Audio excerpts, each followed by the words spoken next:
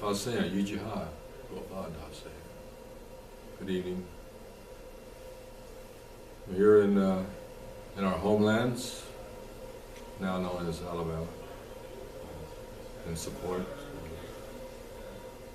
of the trial, Waylon Gray, in support of his work and efforts, and along with the tribal Miko from back in Oklahoma. There's been some ongoing work here with this Hickory ground. So maybe in other parts of the country or not in the world, there's not been much coverage. But, people should do their own homework. It does affect everyone, Indian and non-Indian alike. So I'm glad to be here. We've had a good past few days being here together.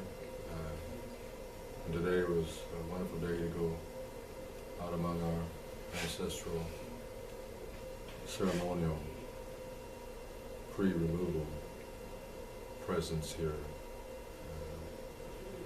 It's good to be here and to make the reconnection and be in support of our brother Waylon Gray. My name is Galen McLeod. I'm from New York Ceremonial Ground. Me and my son is here, Micah McLeod. We come down in support of Waylon and the mother ground, Hickory ground, of this ongoing battle that he's fighting. And as we were looking, as we visited Horseshoe Bend there, as you know, there's a New York ceremonial ground that sits over there. And who's to say, in future generations, in Micah's generations, in Waylon's little girl, his kids' generation, that something like that could happen over there. And something like that needs to be, like with the porch ban, the stuff that's going on needs to be addressed, so something like that doesn't happen, that doesn't get disturbed, and something desecration like that happens to that, and they'll be fighting the same fight that the Hickory ground's fighting, And it was just good to be. It's good to be back in our homelands. It's sometimes when you look around, when we walked, and you get the feel of it, and something just gets coming. You get emotional sometimes. Thinking, what our ancestors went through and how hard the struggle was for them.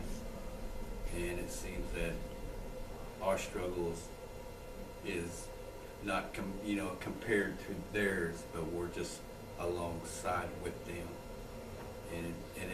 And I wish we were back here on different circumstances than what we are here today. And I hope that the support and everything that the trial that Waylon's going through, that everything comes out good, and that's what we're hoping for. And we are few that are here, but back in Oklahoma, there's a lot that that couldn't be here, that is supporting Waylon and Hickory ground.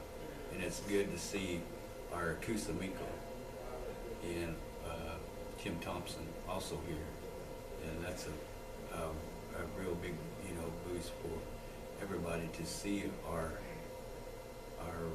real tribal leaders here, and it brings comfort. And I'm glad that they're here, also for our future generations that are here also. So when they see that, they're never going to be alone in these kind of fights. They're always going to have backing from all the chiefs and all the war chiefs that we have back home. So this is not Waylon is not alone in this. He has a lot of support, and I hope the outcome is good. Okay, go ahead. Michael Dio.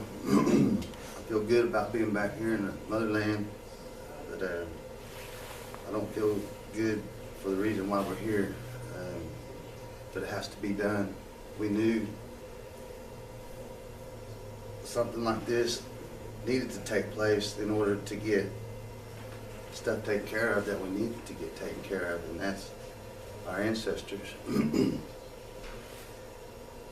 I just, what I don't understand is how come they haven't been prosecuted and convicted of breaking several federal laws, and not only that, human laws, unspoken laws. You know, I just, it's hard to understand why these people would want to, you know, make us have to legitimize what we've done. We didn't break no laws. We was within the guidelines of the Indian Religious Freedom Act.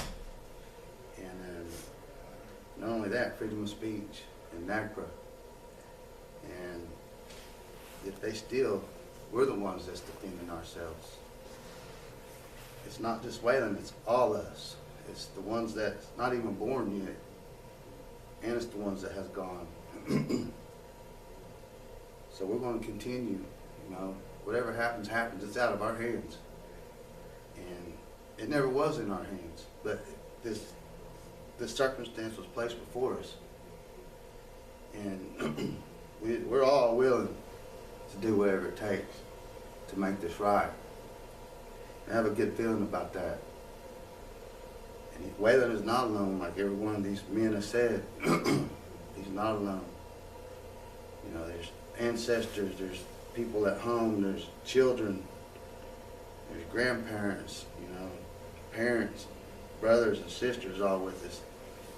Just like the ones that are buried up there and the ones they dug up. And I'll feel better once this is taken care of. I feel Wayland will be vindicated tomorrow. A lot of stuff that has happened, you know, is unexplainable and unplanned by us. And that tells me the Creator is with us. Roman Powell, Hickory Ground member. I sit on a council also at Ojibwa. As you heard this gentleman say, you know, it's good to be back here, but wish it were under different circumstances. We all understand that. We're all here in support of Wayland Gray. And one of the reasons I think this thing has taken place is to get the message out there to all of Indian country, but not only Indian country, but the U.S. altogether. Because the two words that come to my mind are integrity and adversity. Integrity, because somebody out there knows that it was wrong what has been when they desecrated Hickory Ground, and your government officials, your federal officials, didn't have that integrity to stop this. So a lot of that is questionable, and even though it took place, you know, 10, 20, 30 years, that's what a lot of the Indian tribes deal with today. And with that comes adversity, because ever since 1492, when somebody set foot on this land, that became an adversity for all Indians, and hasn't stopped. And with all the federal laws that are out there to help protect us, all those things are in jeopardy now because of nobody having the integrity to stop the porch band from doing what they did. Like the gentleman mentioned earlier, that somewhere, someone should have stopped it altogether and until something was settled, and not let them continue to build. Somewhere there comes that adversity. All the Indian nations of the U.S. have been fighting this all along, and that's where we gain our strength. That's where we gain our courage. You might think that we're down, but then we find a way to come back, and we're still here, even though they were trying to get rid of us through the years. But with that adversity, it's made us become stronger, smarter, and that's dealing with the U.S.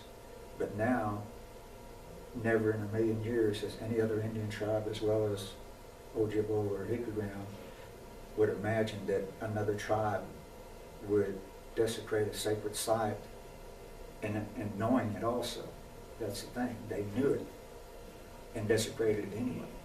And there again becomes that adversity that now we're not looking at all these contractors and all these places that want to build on land, on these sacred sites. Now you have another Indian tribe. That creates more adversity, which all the Indian tribes would never have comprehended this. And that's what's out there today. That's what's going to hurt the rest of the Indian tribes by not having things in place that, for them to become recognized.